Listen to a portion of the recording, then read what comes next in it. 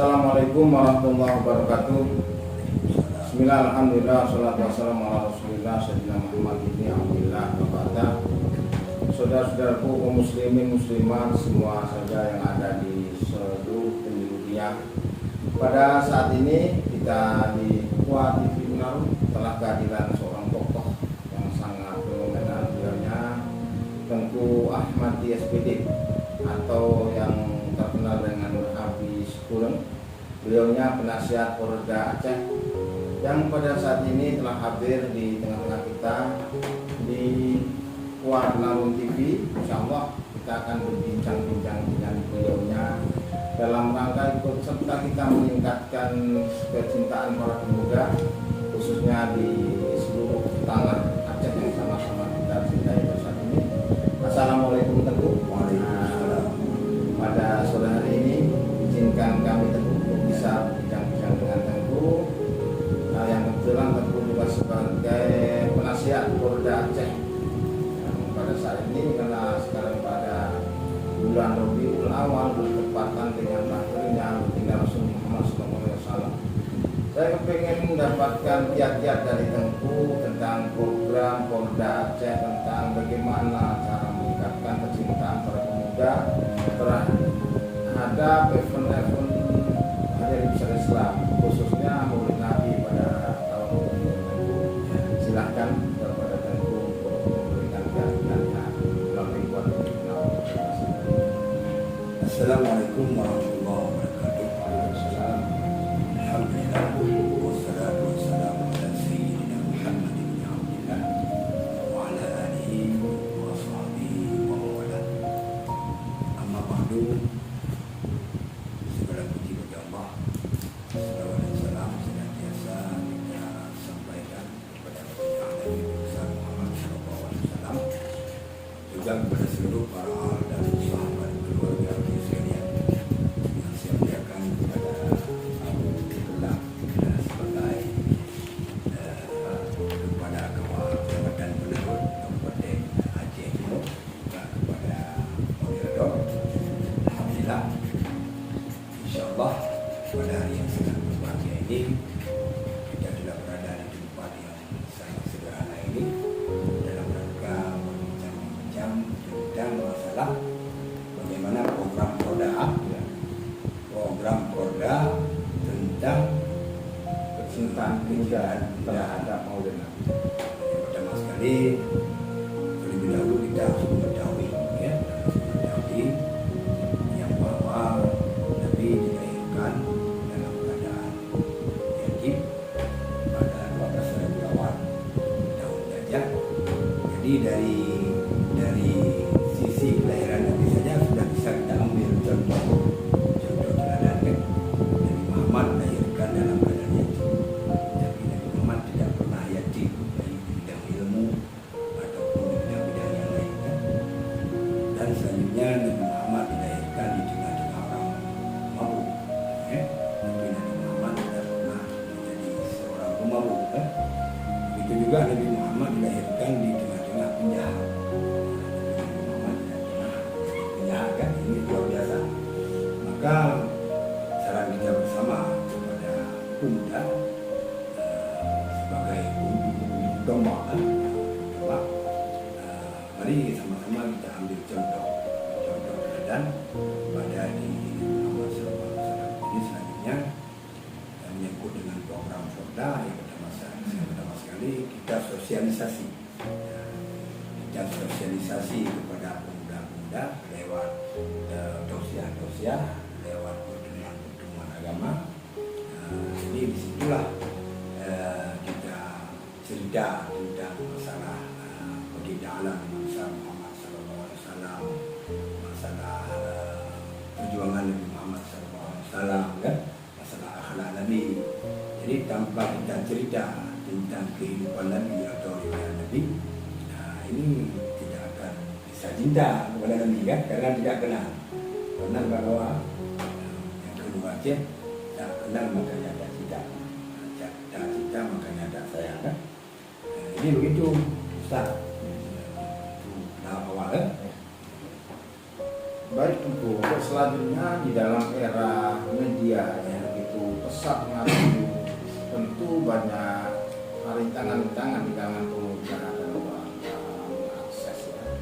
Untuk itu kiat-kiat daripada Polda Aceh menselaraskan antara perkembangan zaman yang sedemikian cepatnya dengan keseimbangan kecintaan para pemuda dalam rangka mencintai kepada baginda Nabi Muhammad SAW. Kira-kira apakah ada suatu jalan bagaimana untuk mengkolaborasikan antara perkembangan zaman ini dengan penggunaan media sosial bagi kalangan pemuda? Ya.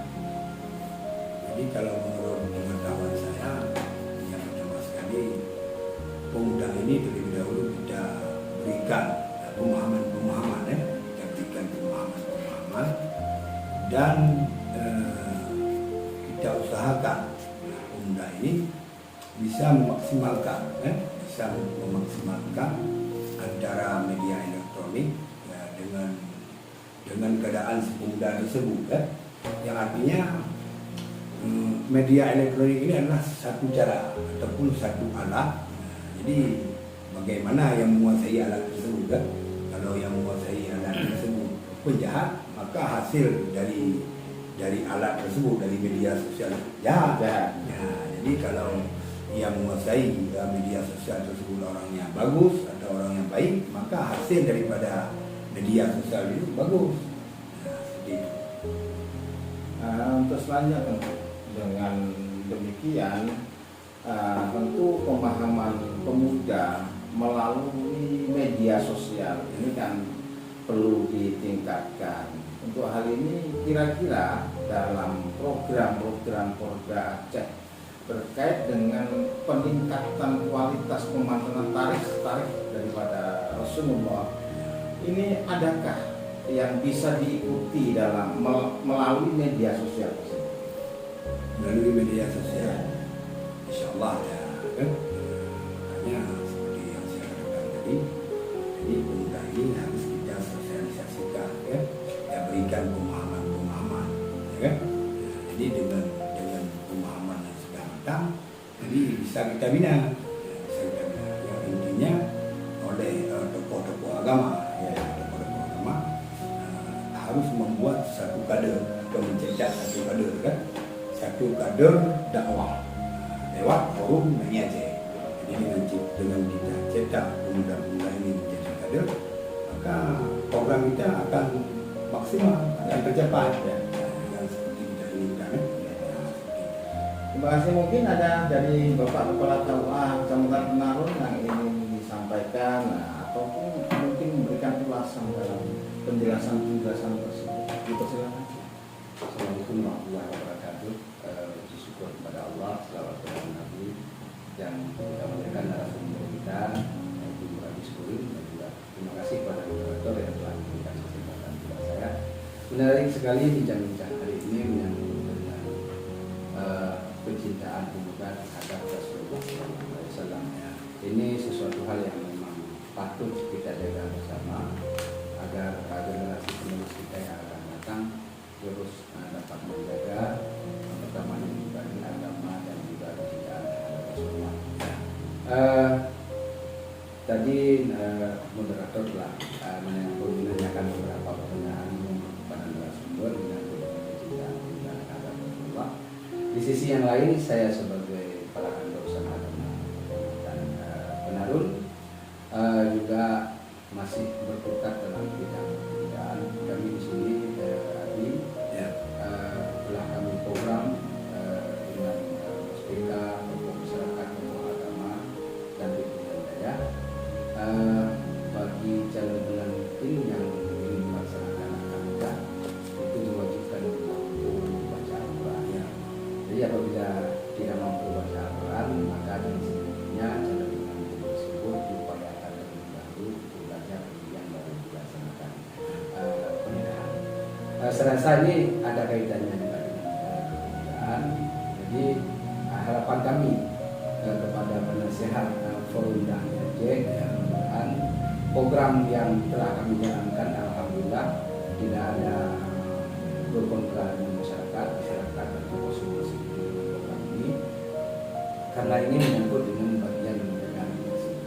Lalu bagaimana menurut pendapat narasumber artis ini untuk program kami ini? Apakah bisa diterapkan atau bagaimana peran yang bisa disampaikan oleh Forda agar supaya ini bisa ditingkatkan ke wilayah yang lebih luas? Kalau menurut pengetahuan saya, ini program yang sangat bagus, yang harus ditiru, ya kan? Dan sebenarnya yang hak ditiru oleh KUA lain. Jadi yang intinya jangan sembarangan menikahkan. Asal sudah syarat ada, asal sudah cukup administrasi dan sudah dinikahkan. Padahal syarat yang paling utama adalah bisa baca Al-Quran, bisa memahami tentang masalah Islam. Kan? Jadi bagaimana dia membina sebuah rumah tangga sedangkan dia sendiri belum mampu. Nah, kan? Jadi yang pertama sekali Al-Quran. Al-Quran itu apapun cerita orang Islam, Al-Quran itu harus bisa. Apalagi kita tinggal di Aceh Serambi Mekah. Lucu kalau kita bisa Al-Quran kan? Serambi Mekah kan? Jadi Al-Quran itu dari nas, dari kaki untuk mengencangkan rumah tangga juga dengan Al-Quran, untuk mendapat kebahagiaan di sisi Allah juga dengan Al-Quran kan? Jadi kalau Al-Quran nggak bisa, sembahyang nggak bisa juga. Nah, salah kan?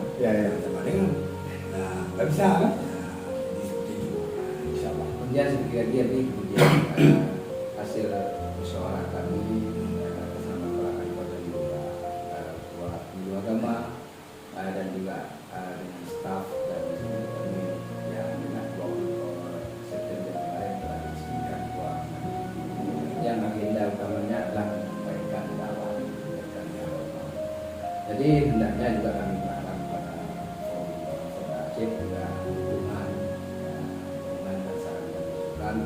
Kemudian bila memungkinkan nantinya juga kita berharap Forda Aceh juga punya provinsi demikian rupa ini sehingga dakwah-dakwah bisa tercapai. Nah, itu harapan. Terima kasih. Terima kasih Bapak Suki Sosdi MH yang telah memberikan tambahan ulasan juga mempertanyakan bagaimana tentang program dakwah kepada Habib Teguh Ahmadi tentang pemuda yang diharuskan harus bisa membaca Al-Quran perancah.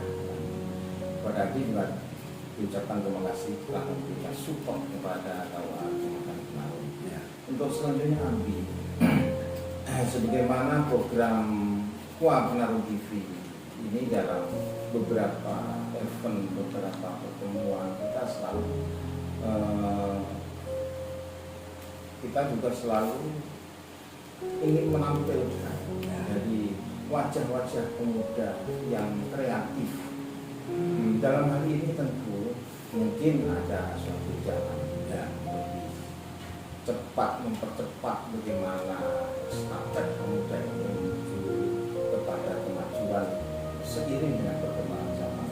Kira-kira saran kami bagaimana kepada seluruh para pemuda kita khususnya ada di Serambi Mekah ini yang kebetulan alhamdulillah kita sudah resmi bersyariatkan Islam satu. Mohon kepada kami sampaikan. Yang pertama sekali pemuda tersebut harus dirangkul, kan? Apapun cerita. Jadi itu termasuk dakwah. Dalam membina pemuda itu termasuk dakwah. Jadi yang pertama sekali kita harus merangkul dan kita bina seperti yang dibina oleh Rasul.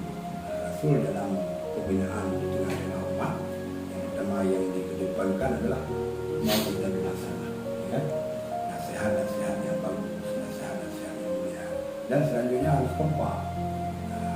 Jangan di KUA saja kompak, ya kan? Jadi tokoh-tokoh masyarakat ini kurang aktif seperti Pak Imam, Khatib Masjid, Pak Husum, Kepala Pemuda, kan? Itu satu jalan untuk mencapai sebuah program. Insya Allah itu yakin insya Allah akan tercapai cita-cita itu. Terima kasih Teguh. Untuk itu mari para pemuda, para pemudi yang berada di negara yang sama-sama kita cintai, khususnya daerah Nangro Aceh Darussalam yang alhamdulillah telah diberikan rahmat oleh Allah dengan status syariat Islam. Mari kita semua pemuda giat semakin maju, giat belajar untuk semakin mencintai tarikh Rasulullah Muhammad SAW. Itu kita dekat dengan para alim, dengan para ulama, sering ke masjid. Kita juga harus menselaraskan antara kemajuan perkembangan zaman dengan keinginan pemuda. Yang lebih penting tidak boleh lari daripada koridor-koridor syariat agama kita Islam. Saudaraku, untuk itu mari bersama-sama kita dukung program-program pemerintah, lebih-lebih dalam program kepemudahan. Dalam waktu tidak lama insya Allah Tawaf Narum TV juga akan menerima penghargaan untuk sebagai pelaksana kampung moderasi. Itu kita minta dukungan semua pihak, para tengku-tengku, para abu-abu, guru-guru saya semua, kaum muslimin dan muslimat, semua kalangan pemuda. Yuk kita sukseskan program-program pemerintah tersebut dengan tetap menjaga kesatuan dan persatuan. Jangan lupa subscribe pada acara ini. Penghormatan tinggi-tinggi setinggi-tingginya kepada Tengku Ahmadi SPD yang terkenal dengan nama julukan Abi Syukur. Itu semua kita doakan bersama. Semoga senantiasa sehat dan afiat, panjang umur, selalu manfaat, sehingga kita bersama-sama atas cinta Rasulullah untuk dakhalul jannah. Sekian para kaum muslimin dan muslimat, mohon maaf atas tayangan ini. Sekali lagi jangan lupa subscribe pada acara ini. Wassalamualaikum warahmatullahi wabarakatuh.